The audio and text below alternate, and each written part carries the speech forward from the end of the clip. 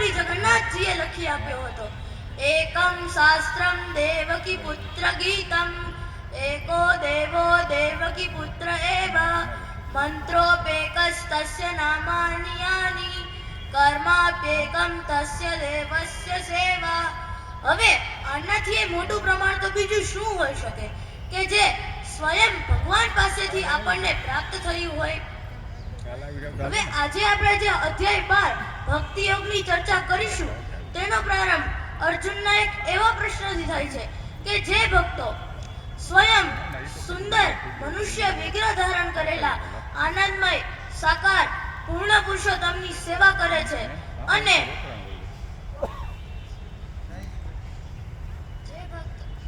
જે ભક્તો અવ્યક્ત નિરાકાર અક્ષરની ઉપાસના કરે છે, આ બંને પ્રકારના ભક્તોમાં વધુ ચડિયાતા યોગ વેદતા કોણ છે? આ છે અર્જુનનો પ્રશ્ન. ચાલો તો જાણીએ સ્વયં ભગવાન શ્રી કૃષ્ણની વાણી, સ્વયંનો ઉપદેશ. શ્રીમદ ભગવદ ગીતા અધ્યાય 12 ભક્તિ યોગ. અર્જુન ઉવાચ એવં સતત યુક્તાયે ભક્તાत् સ્વં પર્યુપાસતે યે ચાપ્યક્ષરમવ્યક્તં તેષાં કે યોગવેત્તમઃ.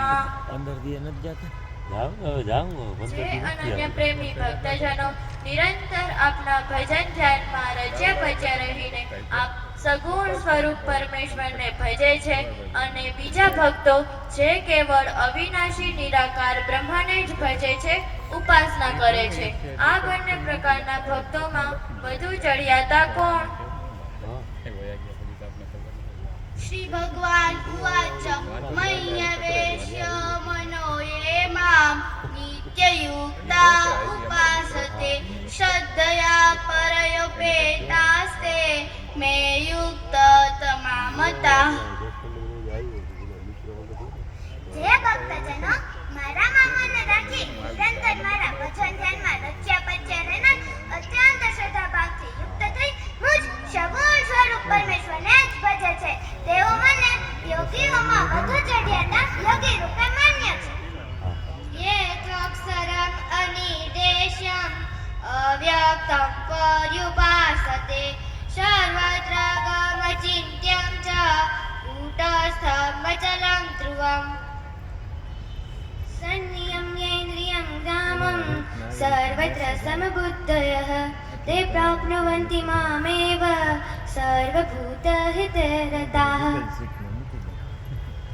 પરંતુ જેઓ ઇન્દ્રિયોને વશમાં રાખી સર્વત્ર સમાન બુદ્ધિવાળા થઈ, સૌના હિતમાં પ્રીતિવાળા થઈ, સૌમાં સમાન ભાવ રાખનારા, અનિર્દેશ્ય, અવ્યક્ત, નિરાકાર, સર્વવ્યાપક, અચિંત્ય, અચલ, નિત્ય એવા અચલિક ઉપાસના કરે છે, તેઓ મને જ પ્રાપ્ત કરે છે.